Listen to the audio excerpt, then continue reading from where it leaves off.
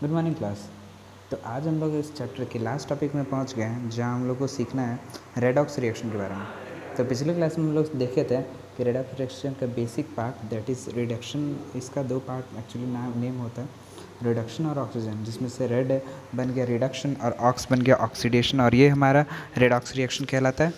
ऐसे reaction basically इसका नाम किस तरीके से पड़ेगा, तो हम लोग इसका डेफिनेशन के अकॉर्डिंग में बोल सकते हैं the reaction in which reduction and oxidation takes place simultaneously या फिर simultaneously is called redox reaction.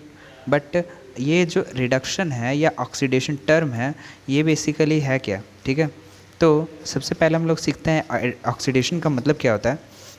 इसके नाम से ही क्लियर है कि ऑक्सीडेशन का मतलब होता है ऑक्सी यानी ऑक्सीजन, यानी एडिशन ऑफ ऑक्सीजन, और वही चीज़ का ठीक उल्टा। यानी याद रखिएगा, जब भी हम लोग ऑक्सीजन के एडिशन के बारे में बात करते हो तो फिर ऑलवेज हम लोग बात करेंगे रिमूवल ऑफ हाइड्रोजन, और अगर इसका उल्टा बोले यानी रिमूवल ऑफ ऑक्सीजन के बारे में बात करेंगे तो एडिशन ऑफ हाइड्रोजन। यानी अगर मान लीजिए ऑक्सीजन आएगा तो हाइड्रोजन जाएगा, और अगर ऑक्सीजन जाएगा तो हाइड्रोजन आएगा, ये सिचुएशन होता है।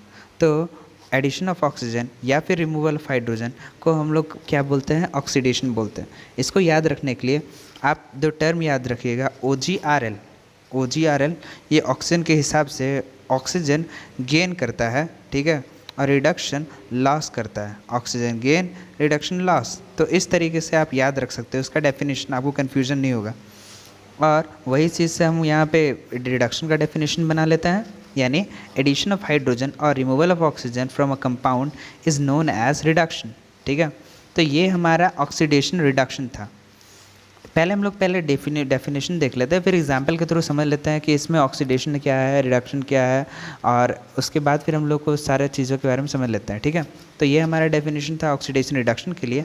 दो और टर्म आते हैं जो इससे कनेक्टेड होते हैं, जैसे oxidizing agent and reducing agent. तो यहाँ पे ऑक्सीडाइजिंग एजेंट क्या होता है, the substance which gives oxygen for oxidation और removes hydrogen is called oxidizing agent. मतलब सिंपल सा बात है, कोई ऐसा सब्सटेंस जो ऑक्सीजन को क्या बोलते हैं, ऑक्सीजन देता है यानी इट रिड्यूसेस द ऑक्सीजन, अपने ऑक्सीजन को वो छोड़ता है, और या फिर ऐसा बोल सकते हैं it removes the hydrogen from the other compound. ये अपना ऑक्सीजन किसी को देता है या उसका हाइड्रोजन लेता है, then it is said to be oxidising agent. आप यहाँ पे थोड़ा सा नोटिस करोगे कि ऑक्सीडेशन का मतलब था एडिशन ऑफ ऑक्सीजन, और यहाँ पे ये ऑक्सीजन को दे रहा है, तो एजेंट बेसिकली होगा क्या, ठीक उल्टा काम करेगा as compare to the oxidation and reduction. Means अगर हम ऑक्सीडाइजिंग एजेंट के बारे में बात करेंगे तो ये अपना ऑक्सीजन देगा, ठीक है, ऑक्सीजन देगा, and hence it is considered as oxidising agent. तो इसका आपको साफ पता चलेगा कि जैसे रिड्यूसिंग एजेंट भी देख लेते हैं, तो reduce the substance which gives the hydrogen, ठीक उसका उल्टा, gives the hydrogen for the reduction और removes the oxygen is called reducing agent.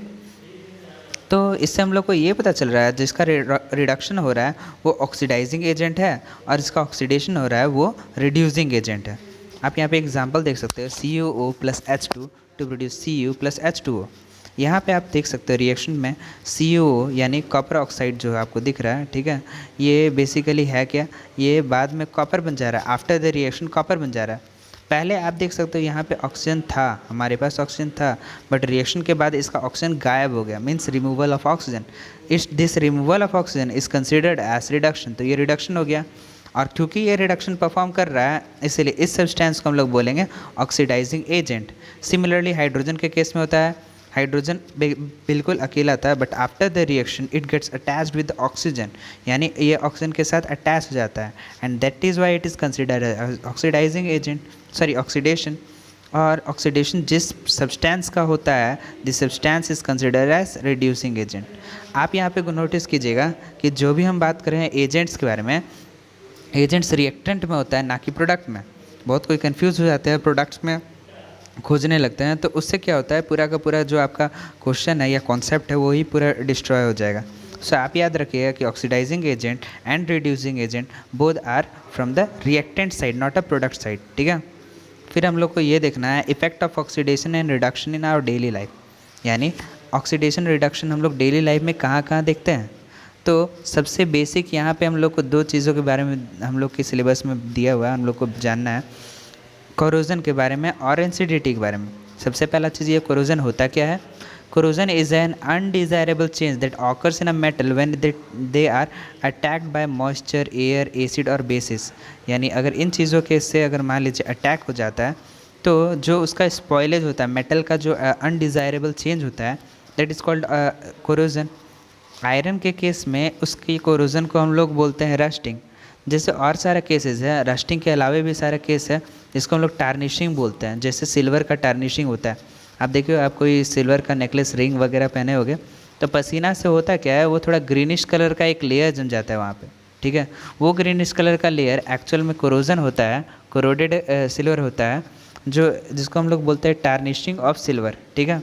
But यहाँ पे क्योंकि हम लोग आयरन के केस में बात कर रहे हैं यानी रस्टिंग, तो आप देखोगे जैसे स्टार्टिंग में क्या होता है, आयरन जो दिख रहा है फेरस, ये आयरन ऑक्सीजन के साथ कंबाइन करके फेरस ऑक्साइड यानी आयरन ऑक्साइड बनाएगा। एंड देन ये क्या होता है, धीरे धीरे वाटर मॉलिक्यूल्स यानी मॉइस्चर के साथ मिल के क्या होगा, कंबाइन करके और उसके बाद बनाएगा रस्ट। ये रस्ट होता है Fe2O3.XH2O। अच्छा, यहाँ पे XH2O का मतलब क्या हो ये आप समझिएगा। यहाँ पे ये XH2O वेरिएबल वैलेंसी शो कर रहा है। वेरिएबल मॉलिक्यूल्स का मतलब क्या हो गया, आप यहाँ पे एक वाटर मॉलिक्यूल हो सकता है, 2 हो सकता है, 15 हो सकता है, 20 हो सकता है, कुछ भी हो सकता है, ठीक है। It depends on the nature of the conductor, ये कैसा होगा, sorry nature of the metal ये कैसा होगा। और इसी वेरिएबल मॉलिक्यूल्स होने के कारण होता क्या है कि जो रस्ट होता है, रस्टिंग के कारण जो होता है वो लोहा टूटने लगता है, ईटिंग अप होने लगता है, टूट टूट के गिरने लगता है। आप अपने घर में हर जगह देखे होंगे, इसके एग्जांपल्स बहुत अच्छे से आपको क्लियर होगा। फिर आता है हम लोग का रेंसिडिटी। रेंसिडिटी क्या होता है? It is the undesirable change that takes place in oil containing foods items due to the oxidation और फैटी एसिड्स। इन सब के कारण होता है रेंसिडिटी, ठीक है। रेंसिडिटी यानी सिंपली खाना ख़राब हो जाना। आप तो देखे हो खाना ख़राब कैसे होता है। अगर मान लीजिए आप कुछ खाना बना हुआ है, एक दिन के लिए छोड़ दिए या शाम तक छोड़ दिए, तो कुछ खाना क्या होता है, बहुत जल्दी ख़राब हो जाता है। ये जनरली उस खाने के साथ होता है जिसमें ऑयल कंटेनिंग यानी फैटी एसिड होता है, ठीक है। तो ये तो हुआ हमारा रेंसिडिटी। बट ये क्योंकि हम लोग के लिए अनडिज़ायरेबल है, तो इस चीज़ के लिए हम लोग क्या कर सकते हैं, इसका मेथड ऑफ प्रिवेंशन देखेंगे। तो मेथड ऑफ प्रिवेंशन क्या होगा, addition of the antioxidant to the food. हम लोग एंटीऑक्सीडेंट ले यूज़ करते हैं, ठीक है। या तो इसको हम लोग क्या करते हैं, एयर टाइट कंटेनर में कैप करते हैं, या फिर हम लोग क्या करते हैं, इसके कंटेनर को फ्लश कर देते हैं, एयर को फ्लश आउट कर देते हैं, उसको नाइट्रोजन से फिल कर देते हैं। आप देखे होंगे बहुत सारे चिप्स वगैरह का पैकेट में हवा भरा हुआ रहता है, सब बोलते हैं ना हवा भरा हुआ रहता है, वो हवा नहीं भरा हुआ रहता, वो एक्चुअल में नाइट्रोजन गैस भरा हुआ रहता है। इसके अलावे में रेफ्रिजरेशन या कूलिंग हम लोग देख सकते हैं, ये भी एक मेथड है। इसलिए आप देखते हो खाना बचाने के लिए हम लोग क्या करते हैं, फ्रिज वगैरह में डाल देते हैं। और भी बहुत सारे मेथड्स हैं, ठीक है। जैसे क्या हो सकता है कि हम लोग ऑयलिंग, सॉल्टिंग, ये सारे भी मेथड्स हैं, बट ये सब बहुत ही लो वे में काम करते हैं, मतलब बहुत कम में काम करते हैं। आप चाहो तो आंसर में इसको भी यूज़ कर सकते हो, ठीक है। तो हमारा क्लास यहीं पे ख़त्म होता है। हम लोग सीख चुके हैं कि किस तरीके से सारे चीज़ों काम करता है, ठीक है। ये चैप्टर के एंड पे पहुंच के हम लोग नेक्स्ट क्लास में न्यू चैप्टर के डिस्कस करेंगे। Till then bye.